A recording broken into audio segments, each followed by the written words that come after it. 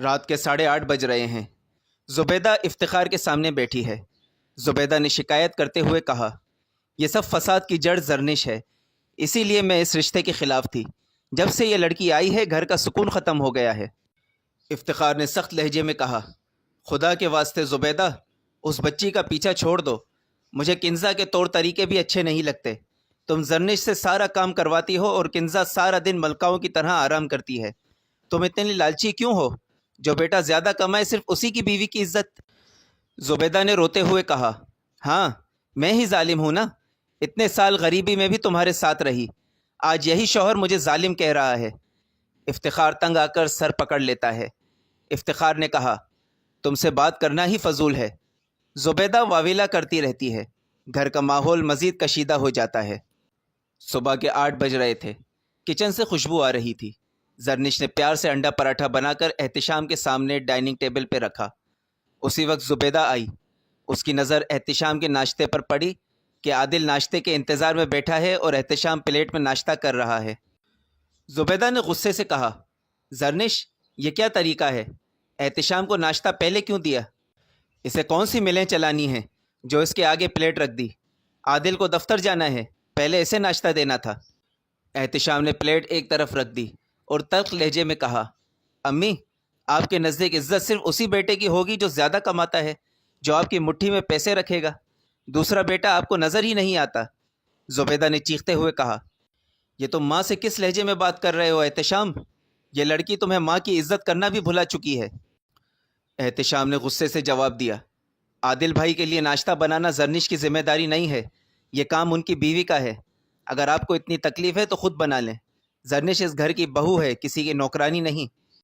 یہ کہہ کر احتشام ناشتہ کیے بغیر اٹھا اور زرنش کا ہاتھ پکڑ کر بولا، چلو زرنش تمہیں دفتر چھوڑتا ہوں، باہر سے ہی ناشتہ کر لیں گے۔ اس گھر میں ہمارا ناشتہ کرنا بھی کسی سے برداشت نہیں ہوتا۔ یہ کہہ کر دونوں باہر نکل گئے۔ عادل اور زبیدہ ان کے جاتے ہی ایک دوسرے کا منہ دیکھنے لگے۔ زبیدہ نے عادل کو تسلی دیتے ہوئے کہا، چھوڑو بیٹا، دفع کرو اس بیوی کے غلام کو۔ تم بتاؤ تمہارے لیے پراٹھا انڈا بنا دوں؟ عادل نے بے شرمی سے کہا، نہیں امی، میں اتنا ہائی کولیسٹرول ناشتہ نہیں کھا سکتا، میرے لیے جو کا دلیا بنا دیں۔ کمرے میں عجیب سی خاموشی چھا گئی۔ احتشام کا موڈ خراب تھا۔ وہ اور زرنش ایک ڈھابے میں جا کے بیٹھے۔ احتشام نے انڈا پراٹھا منگوایا اور زرنش کے لیے پکوڑے اور ڈبل روٹی۔ زرنش نے نرمی سے کہا، اب موڈ ٹھیک کرو نا، امی کی تو عادت ہے غصہ کرنے کی۔ احتشام نے اداسی سے جواب دیا، نہیں زرنش، اب پانی سر سے اونچا ہو چکا ہے، یہ روز روز کی ذلت میں برداشت نہیں کر سکتا۔ ہاں میں کم کماتا ہوں مگر کسی کے سامنے ہاتھ تو نہیں پھیلاتا۔ ایک ماں اپنے دونوں بیٹوں میں یوں فرق کیسے کر سکتی ہے؟ اور میری وجہ سے تمہیں بھی کتنی ذلت اٹھانی پڑتی ہے۔ بس بہت ہو گیا، میں نے فیصلہ کر لیا ہے، اب ہم زیادہ دن اس گھر میں نہیں رہیں گے۔ آج ہی کرائے کا گھر دیکھنا شروع کرتا ہوں۔ اظہر اور مظہر سے بھی کہوں گا اگر کوئی گھر ہو تو بتا دیں۔ زرنش نے پرعزم لہجے میں کہا، بالکل درست فیصلہ کیا ہے تم نے۔ جس گھر میں عزت نہ ہو وہاں رہنا مناسب نہیں۔ میرے نزدیک جھونپڑی میں عزت سے رہنا دوسروں کے محل میں ذلت سے رہنے سے بہتر ہے۔ رات کا وقت تھا۔ احتشام کا فون بجا۔ دوسری طرف اظہر تھا۔ اظہر نے کہا، یار احتشام، لالو کھیت میں میرے ماموں کا فلیٹ خالی ہے، لیکن فلیٹ کافی پرانا ہے، کافی کام کروانا ہوگا اور 20,000 کرائے کی ڈیمانڈ کی ہے۔ احتشام نے کہا، ٹھیک ہے، میں اور تمہاری بھابھی آتے ہیں دیکھنے۔ زرنش اور احتشام اسی وقت تیار ہو کر گھر سے نکلنے لگے۔ صحن میں زبیدہ اور افتخار بیٹھے باتیں کر رہے تھے۔ زبیدہ نے طنزیہ انداز میں پوچھا، کہاں سیر سپاٹے کرنے جا رہے ہو؟ احتشام نے کہا، ایسے ہی چکر لگانے۔ زبیدہ نے تیز لہجے میں کہا، بس تیار ہوئے اور منہ اٹھا کے نکل لیے، ساس سسر سے اجازت لینے کی ضرورت نہیں سمجھی۔ زرنش نے نرمی سے کہا، نہیں امی وہ۔ زبیدہ نے بات کاٹتے ہوئے کہا، بس بس زیادہ ڈرامہ نہ کرو۔ احتشام نے سخت لہجے میں کہا، کیوں اجازت لیں آپ سے؟ جب وہ اپنے شوہر کے ساتھ جا رہی ہے، عادل بھائی اور کنزا بھابھی کون سی آپ سے اجازت لے کر جاتے ہیں؟ زبیدہ نے افتخار سے کہا، دیکھ رہے ہیں آپ یہ کیسے ماں سے زبان لڑا رہا ہے؟ افتخار نے تحمل سے کہا، زبیدہ وہ کوئی بچے تو نہیں ہیں جو ہر جگہ آنے جانے میں اجازت لیں، وہ ٹھیک کہہ رہا ہے۔ جب عادل اور کنزا اجازت نہیں لیتے تو یہ کیوں لیں؟ جاؤ بیٹا جاؤ، تمہاری ماں کی تو عادت ہے بڑبڑانے کی۔ احتشام اور زرنش لالو کھیت پہنچے۔ وہاں اظہر پہلے سے موجود تھا۔ وہ انہیں ایک پرانی سی بلڈنگ میں لے گیا۔ گلی میں لوگ میلے کچیلے لگ رہے تھے۔ تیسری بلڈنگ پر اظہر نے تالا کھولا اور فلیٹ کے اندر لے گیا۔ فلیٹ 2 کمروں کا تھا، ایک بڑا اور ایک درمیانہ کمرہ۔ ایک چھوٹا سا صحن اور بالکنی تھی۔ کچن کافی اچھا بنا ہوا تھا، مگر کھڑکیاں لکڑی کی پرانی طرز کی تھیں۔ ایک واش روم اور ایک اسٹور بھی تھا۔ احتشام نے ناگواری سے کہا، یہ گھر ہے یا قبرستان؟ یار کوئی اور جگہ دکھا دے۔ تیرے ماموں کا فلیٹ 20,000 کرایہ اور 3 لاکھ ایڈوانس کے حساب سے بالکل مناسب نہیں۔ اظہر نے کہا، ماموں کہہ رہے ہیں ایڈوانس کے پیسوں سے ہی گھر کی مرمت اور رنگ کرواؤں گا۔ زرنش نے تحمل سے کہا، بھائی آپ اپنے ماموں سے کہنا ایڈوانس 50,000 اور کرایہ 15,000 کر لیں۔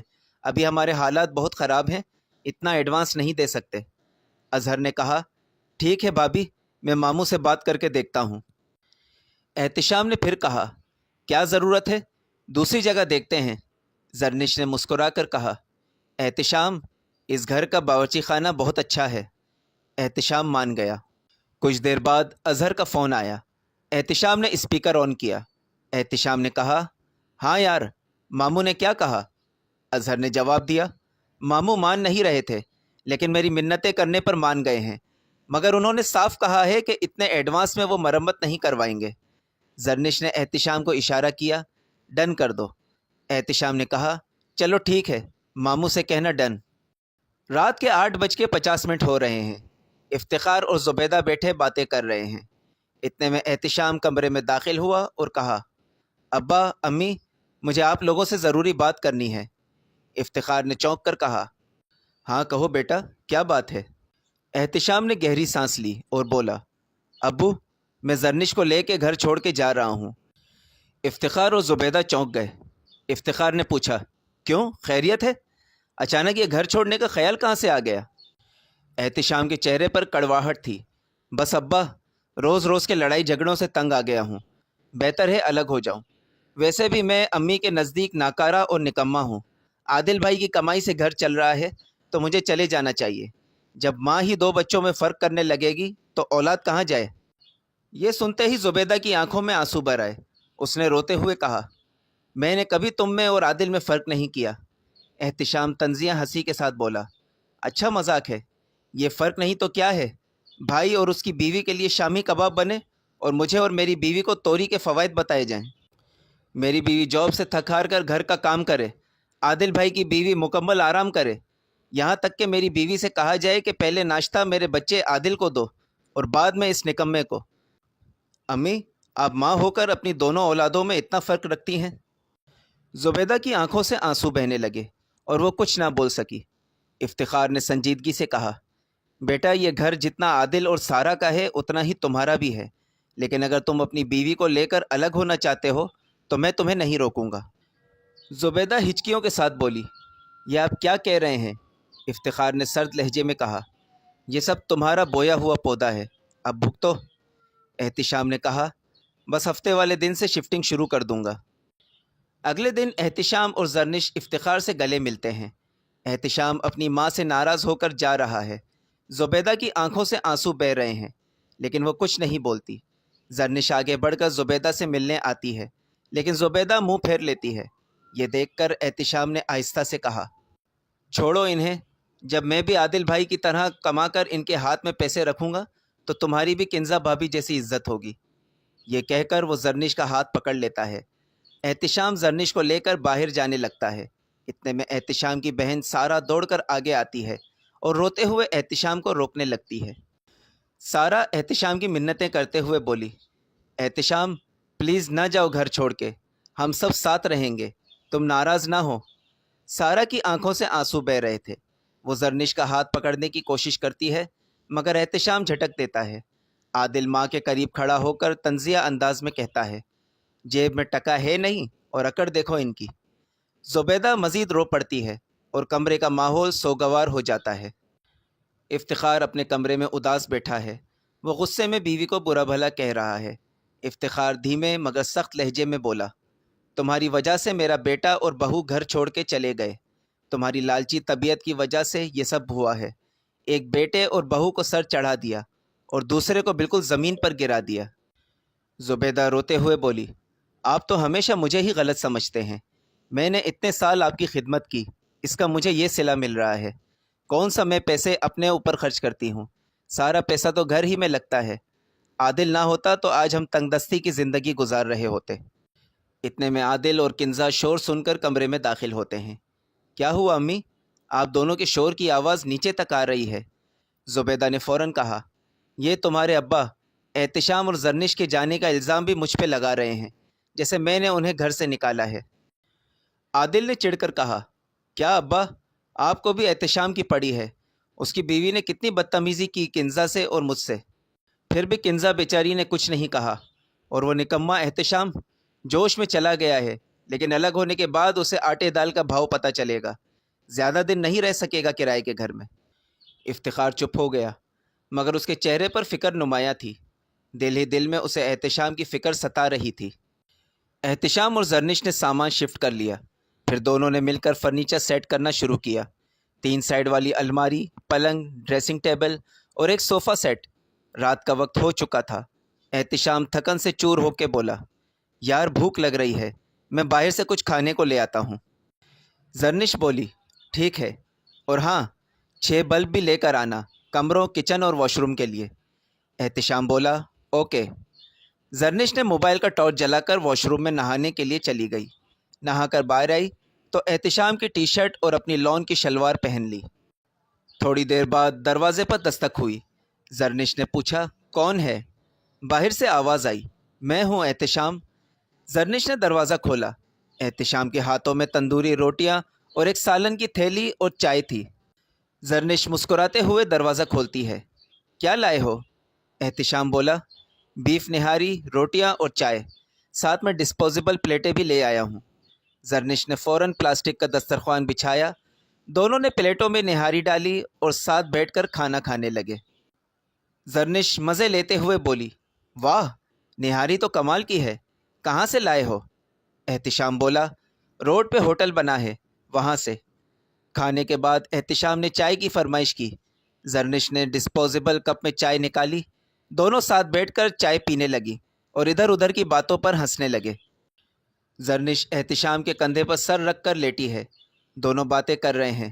زرنش بولی، تھینک یو احتشام، تم نے مجھے اس جہنم سے باہر نکالا۔ وہ گھر بے شک بڑا تھا، مگر سکون نہیں تھا۔ احتشام نے اس کے گال کو پیار سے چومتے ہوئے کہا، تمہاری عزت میری عزت ہے، جو تمہاری عزت نہیں کرے گا اس سے میرا کوئی تعلق نہیں۔ زرنش بولی، احتشام، اگلے مہینے تنخواہ ملے گی تو ایک چھوٹا سا فریج بھی لے لیں گے، اور کل میرے ساتھ بازار چلنا ہے، کچھ برتن اور راشن خریدنا ہے۔ احتشام بولا، ٹھیک ہے۔ یہ کہہ کر دونوں سو گئے۔ تھوڑی دیر بعد زرنش نے احتشام کو نیند سے جگایا۔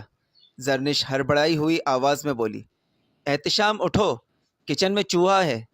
احتشام نیند میں بڑبڑایا، تو جا کے پکڑ کے باہر پھینک دو۔ زرنش جھلائی، میں کہاں سے پکڑوں، تم اٹھو اور اسے بھگاؤ۔ احتشام ہڑبڑاتے ہوئے اٹھا، کیا مصیبت ہے یار، سکون سے سونے بھی نہیں دیتی۔ وہ کچن گیا۔ جیسے ہی چوہے کو بھگانے لگا تو وہ تیزی سے بھاگتا ہوا زرنش کے پاؤں کے نیچے سے گزرا۔ زرنش چیخ مار کر اچھل گئی اور کانپنے لگی۔ احتشام کی ہنسی چھوٹ گئی۔ وہ ہنستے ہنستے چوہے کو مار ڈالتا ہے، پھر دونوں ہنسی مذاق کرتے ایک دوسرے سے چپک کر سکون سے سو گئے۔ رات کا وقت تھا۔ کنزا کے چہرے پر خوشی کی چمک نمایاں تھی۔ آج وہ خاص طور پر مطمئن اور ہلکی پھلکی لگ رہی تھی۔ اس کے دل میں ایک ہی خیال بار بار آ رہا تھا کہ اس کی سب سے بڑی رقیب زرنش آخرکار اس گھر سے جا چکی ہے۔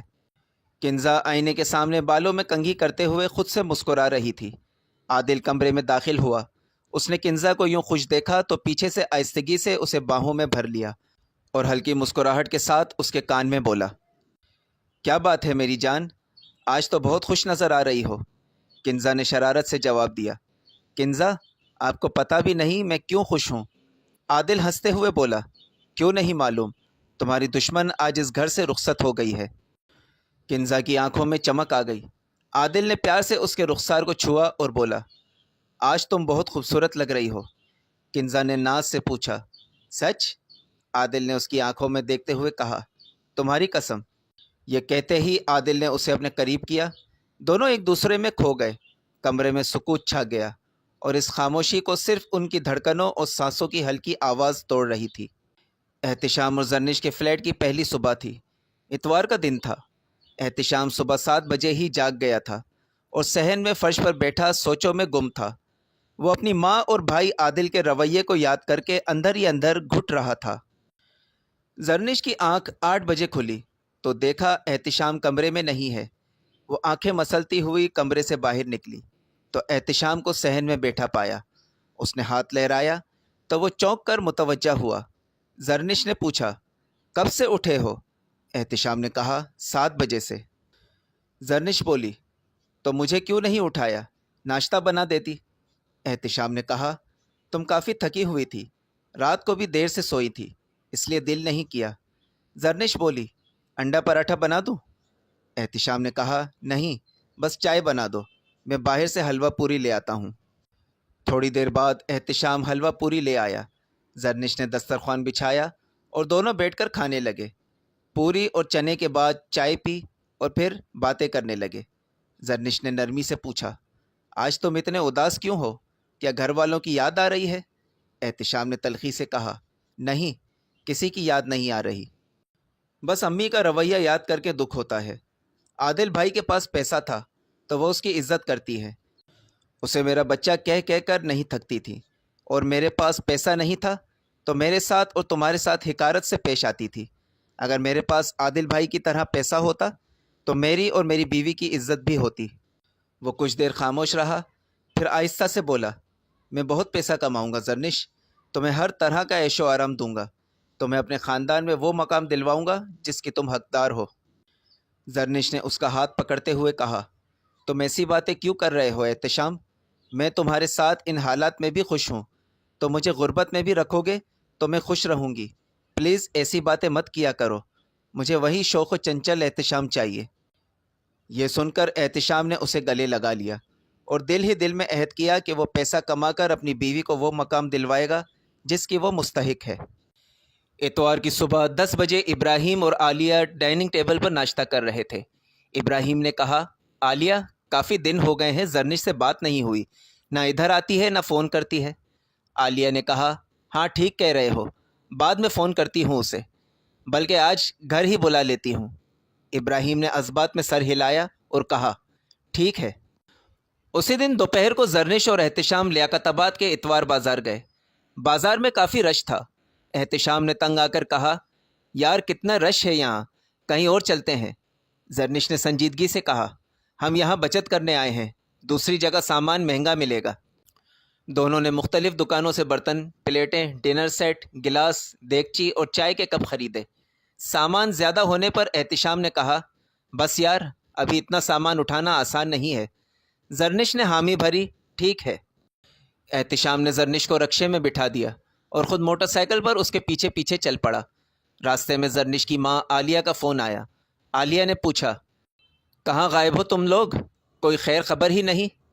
زرنش نے جواب دیا، امی، ہم نئے گھر میں شفٹ ہو گئے ہیں، آج گھر کا سامان لینے بازار آئے ہیں۔ یہ سن کر عالیہ چونک گئی، نیا گھر؟ میں کچھ سمجھی نہیں۔ زرنش نے نرمی سے کہا، امی، بس 1-2 دن میں آ کر سب کچھ بتاؤں گی۔ عالیہ یہ سن کر اور زیادہ فکر مند ہو گئی۔ اسی رات احتشام اور زرنش ایک بڑے مارٹ میں گئے، وہاں سے پورے مہینے کا راشن خریدا، چاول، دالیں، تیل، چائے پتی اور دودھ کا پاؤڈر وغیرہ۔ پیر اور منگل دونوں اپنے دفتر نہیں گئے۔ پیر کے دن زرنش نے دوپہر کو دال چاول پکائے۔ احتشام بے صبری سے کھانے کا انتظار کر رہا تھا۔ زرنش کھانا لے کر آئی اور ہنستے ہوئے کہا، یہ لو، ہمارے نئے گھر کے نئے کچن میں تمہاری بیوی کے ہاتھ کے بنے دال چاول۔ احتشام بولا، اوہ زبردست۔ دونوں نے ساتھ بیٹھ کر مزے سے کھایا۔ کھانے کے بعد زرنش نے کہا، احتشام، مجھے امی کے گھر چھوڑ دو، رات کو آ کر لے جانا۔ احتشام نے مسکرا کر کہا، ٹھیک ہے۔ زرنش دوپہر کے وقت اپنی ماں کے گھر پہنچی۔ عالیہ نے دروازہ کھولا تو بیٹی کو دیکھ کر خوش ہو گئی، مگر زرنش کے چہرے کی سنجیدگی دیکھ کر کچھ پریشان سی بھی ہوئی۔ اندر لے جا کر صوفے پر بٹھایا۔ تھوڑی دیر بعد ابراہیم بھی آ گئے۔ عالیہ نے پیار سے پوچھا، بیٹا خیر ہے؟ تم اور احتشام اتنے دن کہاں تھے؟ کوئی خبر ہی نہیں دی۔ زرنش نے گہری سانس لی اور سب کچھ بتانا شروع کیا۔ امی، گھر میں بہت جھگڑے ہوئے، کنزا ہمیشہ مجھ سے جلتی تھی، ہر بات میں میری تذلیل کرتی تھی، اور سب سے بڑھ کر یہ کہ میری ساس اس کا ساتھ دیتی تھیں۔ انہوں نے کبھی یہ نہیں سوچا کہ میں بھی ان کی بہو ہوں۔ امی نے ہر موقع پر مجھے نیچا دکھایا۔ زرنش کی آنکھیں نم ہو گئیں۔ وہ رکی اور پھر آہستہ سے بولی، احتشام نے بہت برداشت کیا۔ وہ چاہتا تھا کہ ماں کی عزت بھی رہے اور میری دل آزاری بھی نہ ہو، لیکن جب ساس اور کنزا کی جلن حد سے بڑھ گئی تو ہمیں وہ گھر چھوڑنا پڑا۔ عالیہ نے افسوس سے سر ہلایا۔ بیٹا، اتنا کچھ ہو گیا اور تم نے ہمیں بتایا بھی نہیں، اندر ہی اندر برداشت کرتی رہیں۔ زرنش نے کہا، امی میں نہیں چاہتی تھی کہ آپ لوگ فکر میں پڑیں۔ یہ سنتے ہی ابراہیم نے افسوس سے کہا، مجھے زبیدہ بھابھی سے ایسی امید نہیں تھی۔ زرنش تو چلو بہو ہے، پر احتشام تو ان کی اپنی اولاد ہے، انہیں اس پر بھی رحم نہ آیا؟ اتنا دولت کے لالچ میں اندھی ہو گئی تھی۔ زرنش نے ہاں میں سر ہلایا۔ جی ابو، احتشام کو سب سے زیادہ دکھ بھی اپنی امی کے رویے کا ہے۔ وہ کہتا ہے اگر اس کے پاس پیسہ ہوتا تو سب اس کی عزت کرتے، لیکن اب وہ دل ہی دل میں بہت ٹوٹ گیا ہے۔ عالیہ کی آنکھوں میں آنسو آ گئے۔ انہوں نے بیٹی کا ہاتھ پکڑ کر کہا، بیٹا تم دونوں فکر مت کرو، یہ گھر تمہارا بھی ہے، جب دل چاہے آ جایا کرو۔ رات کا وقت تھا۔ ابراہیم اور عالیہ ڈرائنگ روم میں بیٹھے چائے پی رہے تھے۔ زرنش اپنے کمرے میں آرام کر رہی تھی۔ دونوں میاں بیوی کی گفتگو کا رخ وہی پرانے واقعات کی طرف مڑ گیا۔ ابراہیم نے سنجیدگی سے کہا، جس دن عالیہ اور کنزا اس گھر میں واپس آئے تھے، میں اسی دن سمجھ گیا تھا کہ دال میں کچھ کالا ہے۔ عالیہ نے افسوس سے کہا، ہاں مجھے بھی یہی لگتا ہے۔ ایسا لگتا ہے جیسے کنزا یہاں آئی ہی اسی مقصد کے لیے تھی کہ گھر میں پھوٹ ڈالے اور احتشام اور زرنش کی زندگی کو مشکل بنائے۔ ابراہیم نے سر جھٹکتے ہوئے جواب دیا، کنزا کو کیا بولنا؟ اصل بات یہ ہے کہ جب احتشام کی اپنی ماں اور بھائی میں ہی کھوٹ ہے تو باہر والوں کو موقع ملتا ہے۔ کنزا کو تو راستہ انہی دونوں نے دیا۔ عالیہ نے اسبات میں سر ہلا دیا اور دھیمی آواز میں بولی، سچ کہتے ہو، اگر زبیدہ بھابھی اور عادل تھوڑا انصاف کرتے تو آج یہ حال نہ ہوتا۔ کمرے میں کچھ دیر کے لیے خاموشی چھا گئی۔ دونوں میاں بیوی سوچوں میں ڈوب گئے کہ احتشام اور زرنش نے کتنی ناحق تکلیفیں برداشت کی۔ اگر ویڈیو پسند آئی ہو تو لائک کریں، کامنٹ کریں، شیئر کریں، سبسکرائب کریں اور پاس میں دیے گئے بیل آئیکن کو پریس کریں تاکہ میری آئندہ آنے والی ویڈیوز کا نوٹیفیکیشنز آپ تک پہنچتی رہے۔ شکریہ۔